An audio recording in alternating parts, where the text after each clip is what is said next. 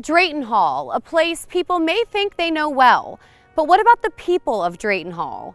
Today, we sit down with George W. McDaniel, the former director and author of Drayton Hall Stories, a place and its people.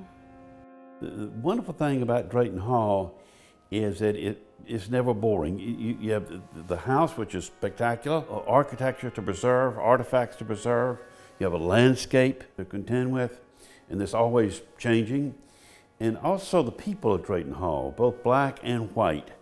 We can learn about the 18th and 19th century, but my feeling was those are preserved as archaeological resources or archives, but the stories in people's minds from the Drayton children who were growing up here, who were about my age, what was it like before this was a historic house?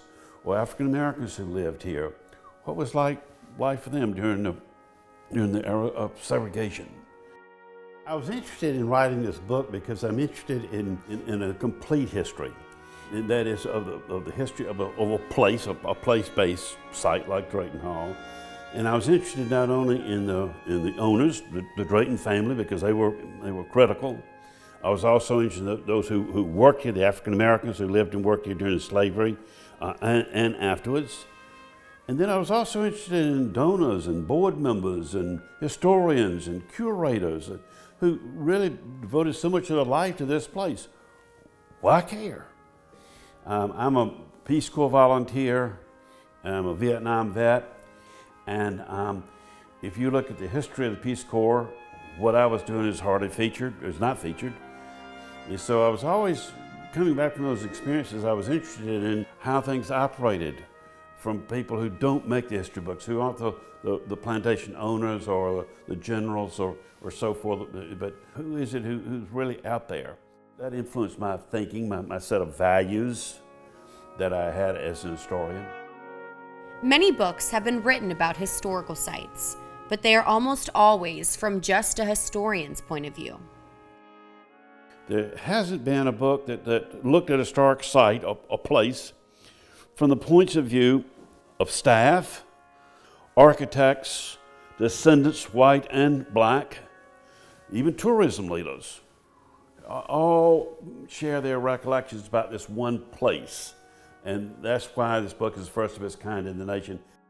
I hope that people take away from this book one appreciation for Drayton Hall in all of its complexity, and that they see that historic preservation consists both the preservation of the place and of the story of the people. Historic preservation is both. It's not just place, it's also people.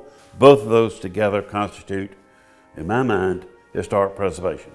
And then look anew at places in their own community, their own organizations, their own neighborhood, their own churches, schools, and then apply this methodology. I urge that because by talking to a range of people and getting them together around a place, it's a way of building community.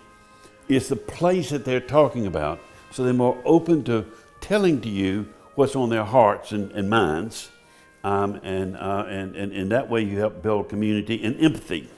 I think that's sorely needed in today's society is empathy. That's what the book is about. It's about what people have in common, and I try to accent that more than what we have as differences.